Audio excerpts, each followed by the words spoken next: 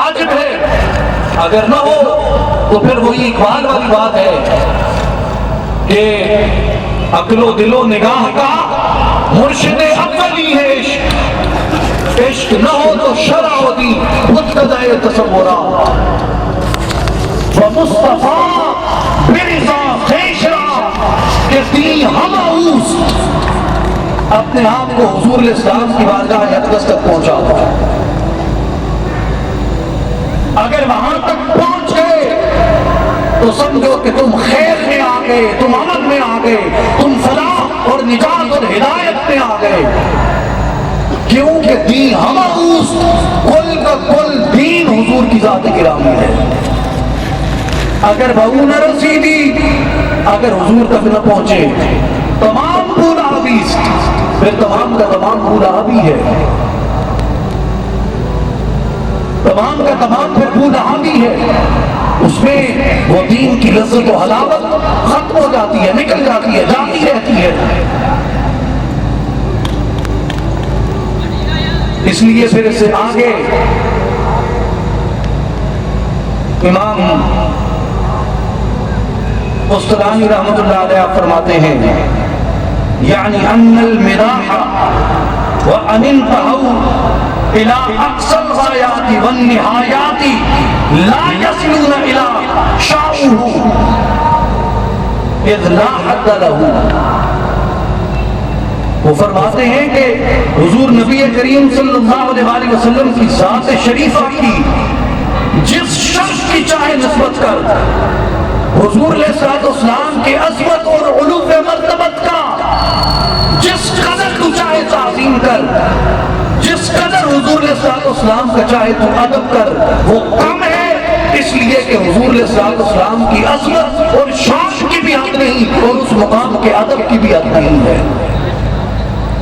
اور حضور کا ادب قرآن نے سکھایا، پورے قرآن میں سورہ بقرہ سے لے کے آخری سورت تک قرآن کریم مسلمانوں کو تلقین کرتا ہے کہ میرے حضور کے، میرے محبوب کے سامنے کیسے بیٹھو، میرے محبوب کو کیسے مخاطب کرو، میرے محبوب سے کیسے کلام کرو، میرے محبوب کو کیسے ندا لگاؤ، میرے محبوب کی مجلس میں کیسے کلام کرو، کیسے ان کے سامنے اور ان کی پشت پہ کس طریقے سے گفتگو کرو۔ یہ غایت الادب جو ہے، یہ غایت الآداب جو ہے صحابہ کرام کے اندر، یہ اللہ تبارک و تعالیٰ کے احکام قرآنی سے یہ چیز وقوع پذیر ہوئی۔ اللہ نے کہا یا ایھا الذین آمنوا لا ترفعوا اصواتکم فوق صوت النبی، اے اہل ایمان تمہاری آوازیں میرے حبیب کی آواز سے اونچی نہیں ہونی چاہیے، اور میرے نبی کو اس طریقے سے نہ پکارنا جس طریقے سے تم ایک دوسرے کو پکارتے ہو۔ اگر تم نے پکارا ان تحبط اعمالکم، تمہارے اعمال برباد کر دیے جائیں گے اور تمہیں اس کی خبر بھی نہیں ہوگی۔ کس جرم کی پاداش میں؟ قتل کیا نہیں، فتنہ کیا، فساد کیا نہیں، کوئی جرم عظیم کیا نہیں، کیا کیا؟ فقط اتنا کہ سرکار دو عالم صلی اللہ علیہ وسلم کی بارگاہ اقدس کے اندر وائس ٹون تھوڑی اونچی ہو گئی، لہجہ تھوڑا سا اونچا ہو گیا، اور حضور علیہ السلام کو اس طریقے سے ندا لگا دی جس طریقے سے عام لوگوں کو ندا لگائی جاتی ہے۔ یہ اللہ کی اپنی سنت ہے، قرآن میں آپ غور کریں، اللہ تعالیٰ نے انبیاء کو ان کے اسماء سے پکارا، یا نوح، یا آدم، یا موسیٰ، یا عیسیٰ، یا ابراہیم۔ اللہ تعالیٰ نے سرکار دو عالم صلی اللہ علیہ وسلم کا اسم محمد 4 مقامات پہ، ایک مقام پہ اس میں احمد لیا، لیکن جہاں صیغہ ندا لگایا، حضور کو پکارا، یا حضور کے شرف رسالت یا حضور کے شرف نبوت سے پکارا یا حضور کی دیگر صفات سے پکارا، یہ سنت الہی ہے۔ یا ایھا النبی کہہ کے پکارا، یا ایھا الرسول کہہ کے پکارا، طٰہٰ کہہ کے پکارا، یاسین کہہ کے پکارا، یا ایھا المزمل کہہ کے پکارا۔ حضور کے اسم سے حضور کو ندا نہیں لگائی، ورنہ وہ خالق بے نیاز ہے،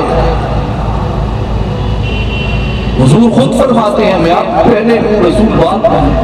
کلمے کی ترتیب آپ دیکھ لیں. کلمہ شہادت واشہد ان محمدا عبدہ ورسولہ، پہلے حضور کی عبدیت کی گواہی ہے. خالق بے نیاز عبد کو جیسے چاہے پکارے، جیسے چاہے کلام کرے، جیسے چاہے مخاطب کرے، لیکن اس نے اپنے حبیب کو پکارنے کے آداب خود اپنے کلام سے سکھا دیے کہ میرے حبیب کو پکارو تو پکارو کیسے؟ ادب سے، تعظیم سے.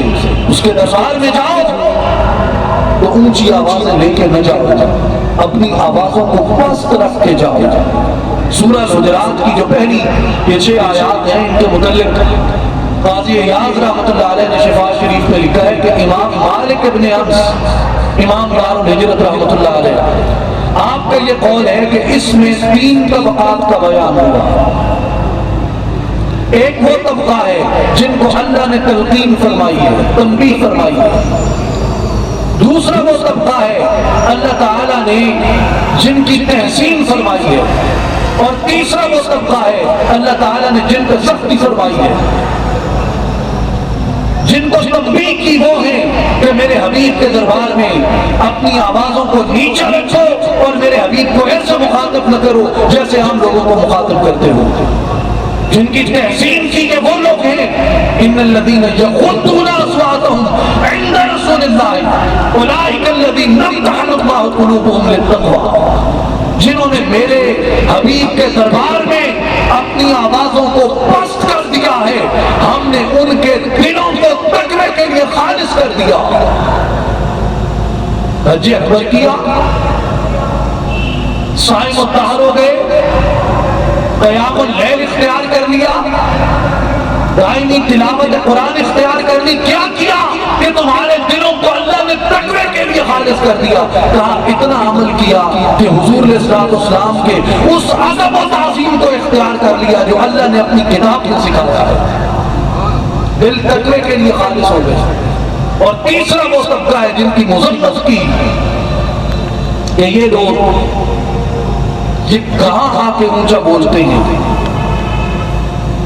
ینادونک من وراء الحجرات، یہ میرے حبیب کے در کے باہر آ کے اونچی آواز میں بات کرتے ہیں.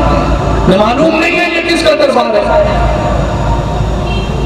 اکثر لا یعقلون، حبیب معاملہ یہ ہے کہ ان میں سے اکثر کو عقل ہی نہیں ہے، شعور ہی نہیں ہے کہ یہ کس کے دربار کو باہر کھڑی، یہ کس کے در دولت پہ آئے.